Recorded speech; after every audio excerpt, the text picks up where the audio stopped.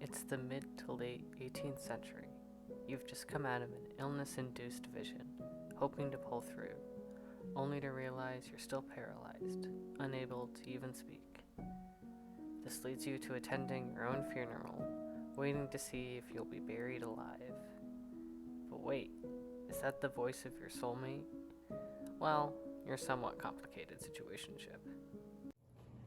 This scene I've set up is how the novel The Hermaphrodite by Julia Ward Howe ends, and ends quite abruptly, might I add. And although we may never know if this is how Ward truly intended to end the novel, I think it is a fitting end nonetheless. Our narrator in the novel The Hermaphrodite is an intersex individual by the name of Lawrence. They will be the subject of this video as I discuss how Howe uses them to bring up topics of the gender binary and heteronormativity. And the novel dives headfirst into this commentary it has on gender. Ration on the part of my parents. It was resolved to invest me with the dignity and insignia of manhood, which would at least permit me to choose my own terms in associating with the world. And secure to me an independence of position was desirable for one who could never hope to become the half of another. I was baptized, therefore, by a masculine name destined to a masculine profession, and sent to a boarding school for boys, that I might become robust and manly, and happily learn to seem that which I could never be.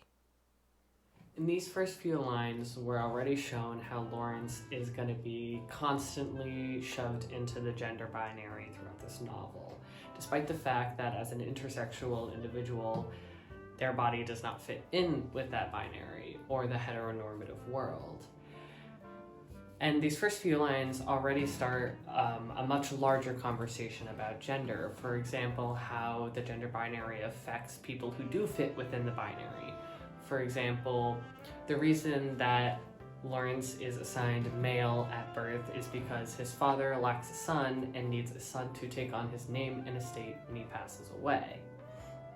This was a common gender expectation of men at the time. Beyond this, there's also a level of commentary on the inequality between the genders, specifically this line, which would at least permit me to choose my own terms in associating with the world, and secure to me an independence position most desirable for one who could never hope to become half of another. And so there's many interpretations of this line, but for the purposes of my argument today, I have read this as how trying to communicate how when one is assigned male at birth, they are given inherent privilege within the patriarchy and the gender binary and the heteronormative world. They are granted more autonomy and more freedom than women were ever granted during the time that this novel was written. I keep on bringing up this idea of heteronormativity.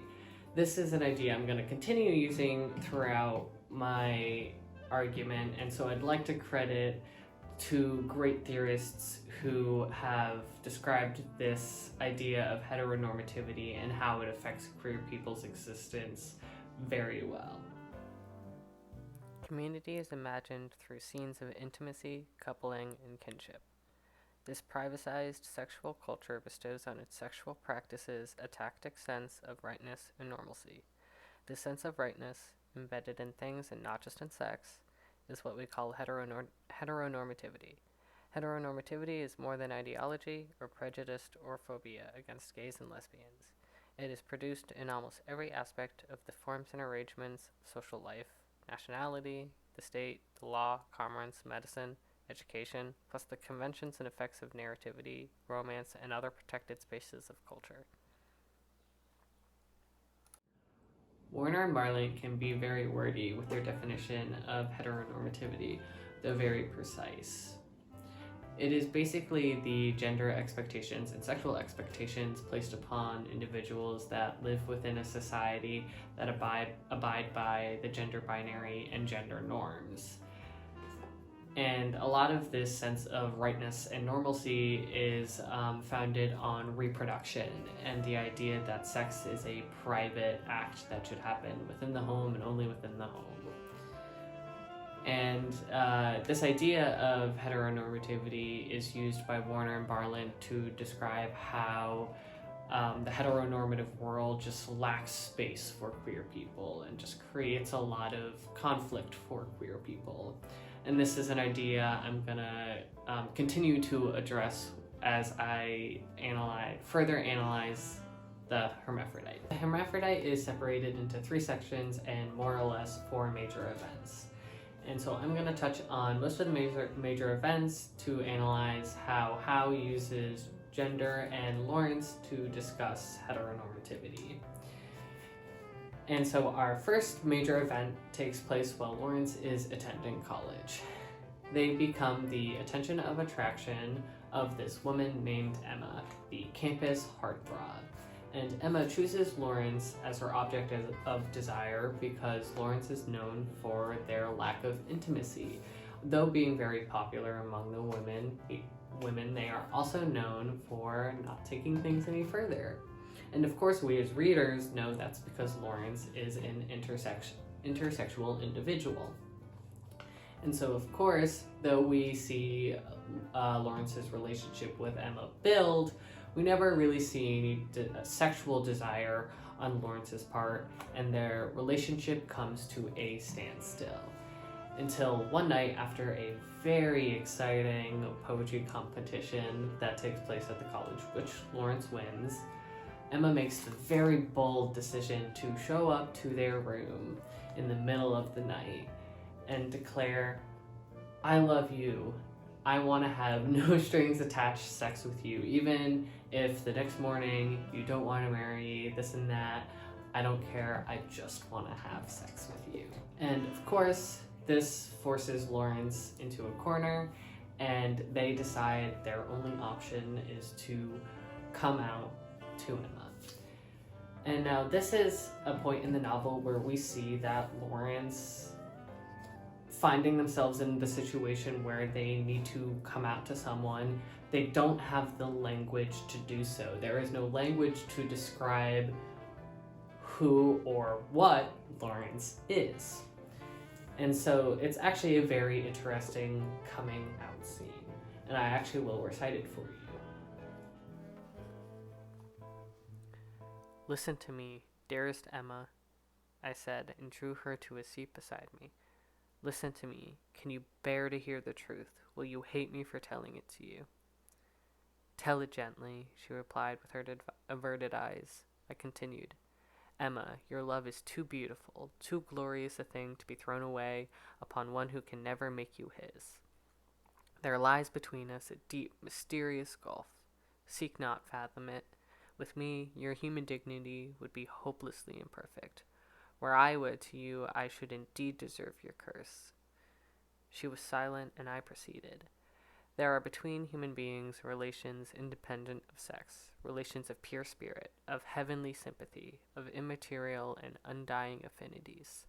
Such are the only relations that can exist between us, dearest Emma." While I spoke, her eyes were suddenly turned upon mine with a look of almost superhuman intelligence. A new and dreadful suspicion seemed to draw upon her mind. When I had ceased, she came slowly upon me, and uncovering my arm, held it up to the light. It was round and smooth as her own. With the same deliberation, she surveyed me from head to foot, the disordered habiliments revealing to her every outline of the equivocal form before her. She saw the bearded lip and earnest brow. She saw also the falling shoulders, slender neck, and rounded bosom. Then, with a look like that of Medusa and a hoarse utterance, she muttered, "Monster! I am as God made me, Emma." A shriek, fearful to hear and thrice fearful to give, followed by another and another. A maniac lay foaming and writhing on the floor at my feet.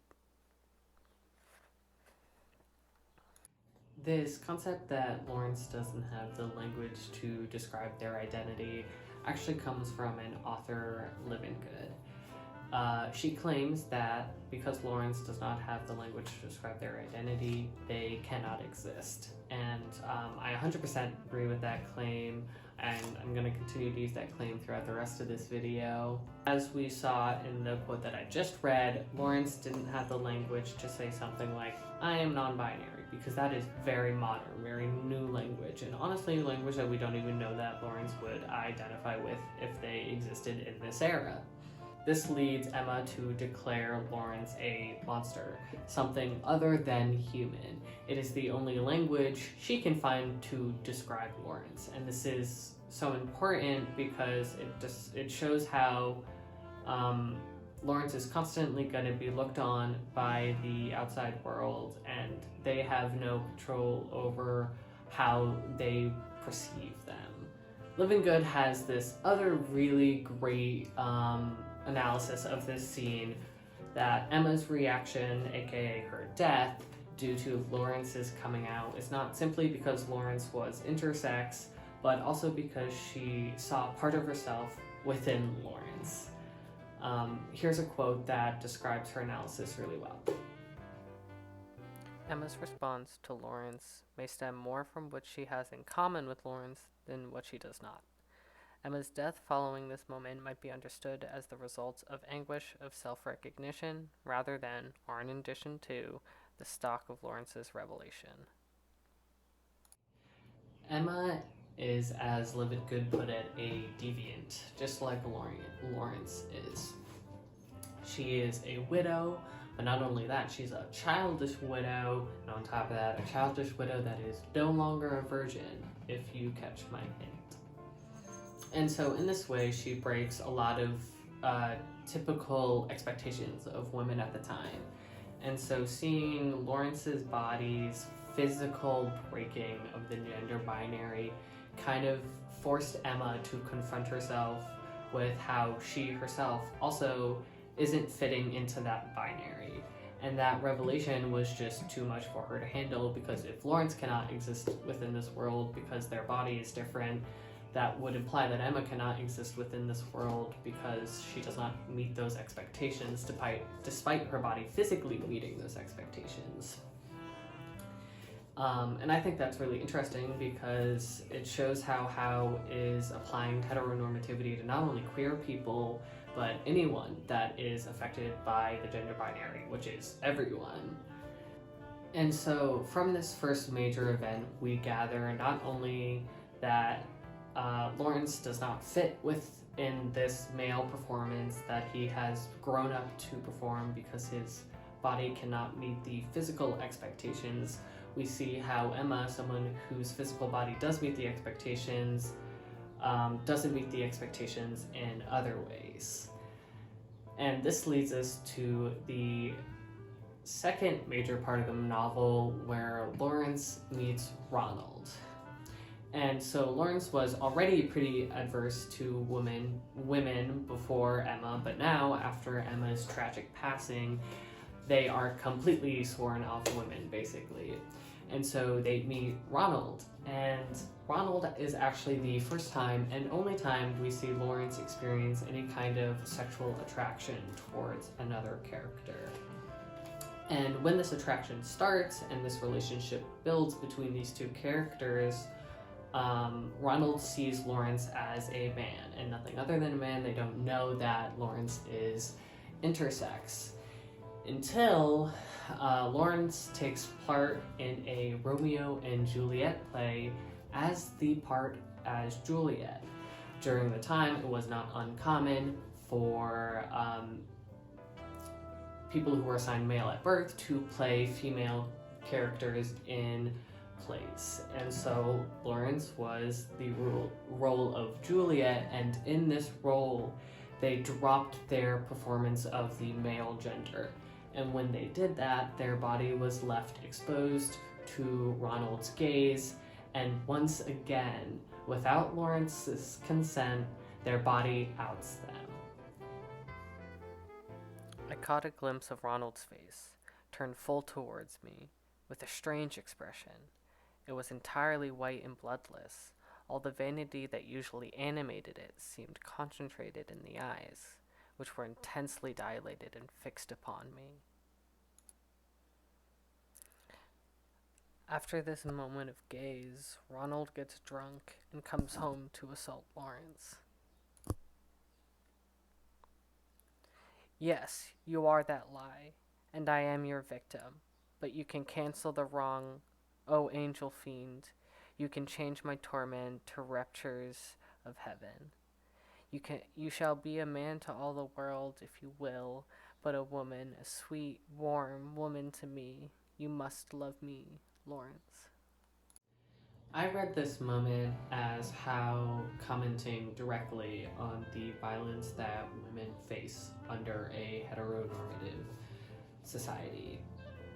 And there's a line that is written later in section 3 of the novel that I think just fits very well with this part. Whether it was intended or not, I just find it very inseparable from this moment in the novel. And this takes place on page 170 if you want context, but for thou art a woman, and woman belongs to man, this man belongs to God.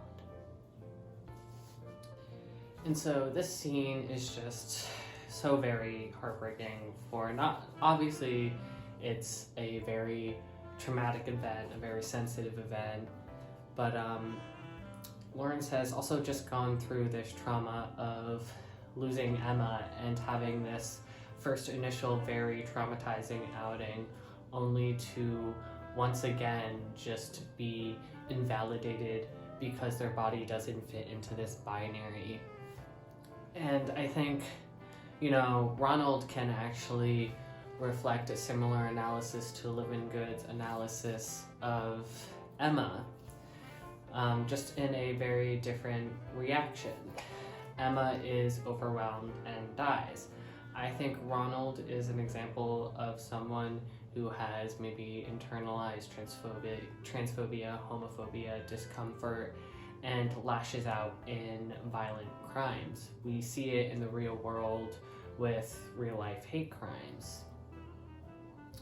And so when Emma's confronted with self-recognition, she can do nothing but accept her own fate. When Ronald is confronted with this recognition in Lawrence's deviancy, there's nothing he can do but lash out.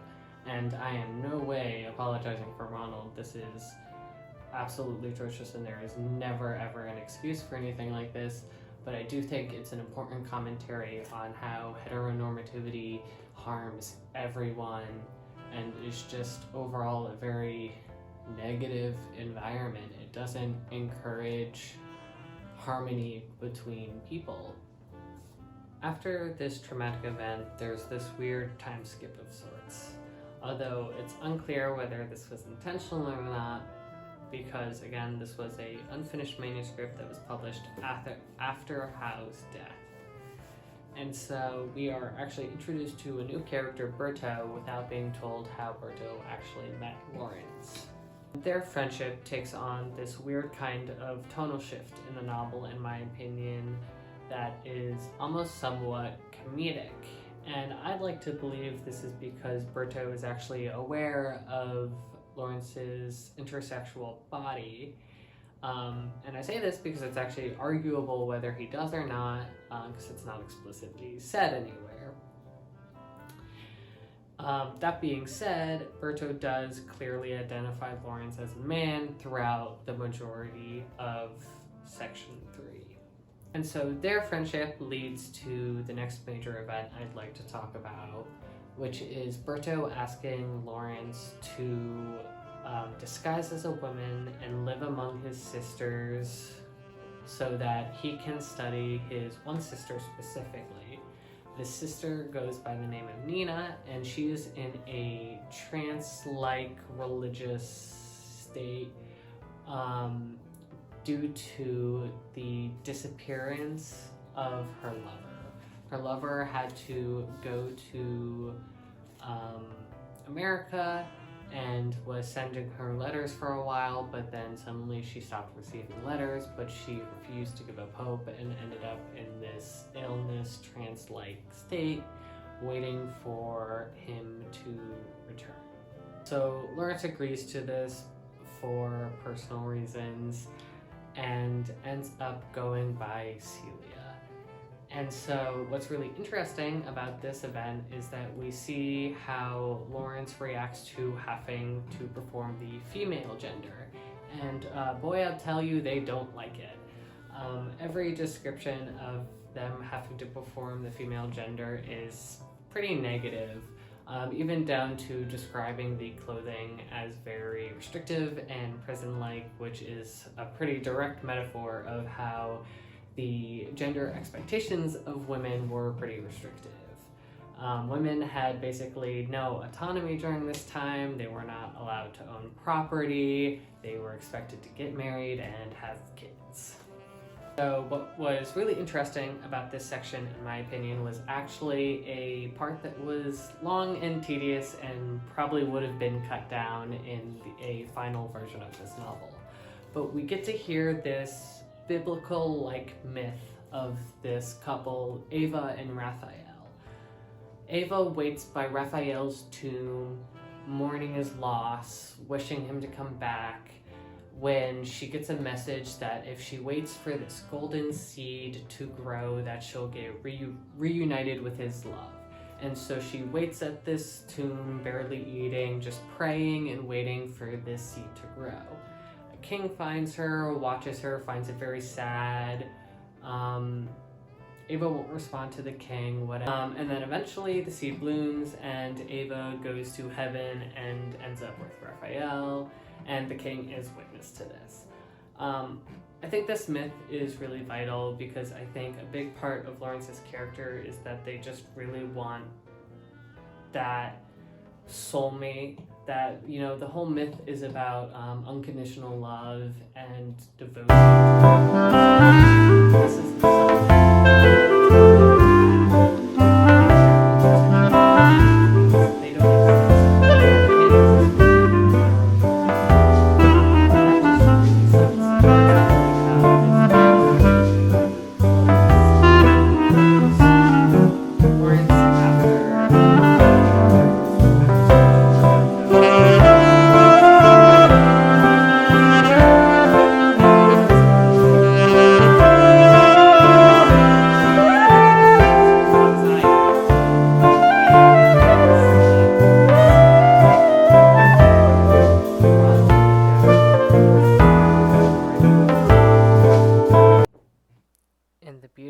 monster sat as before on the heap of stones in the ancient form, himself as mute and dead as everything there.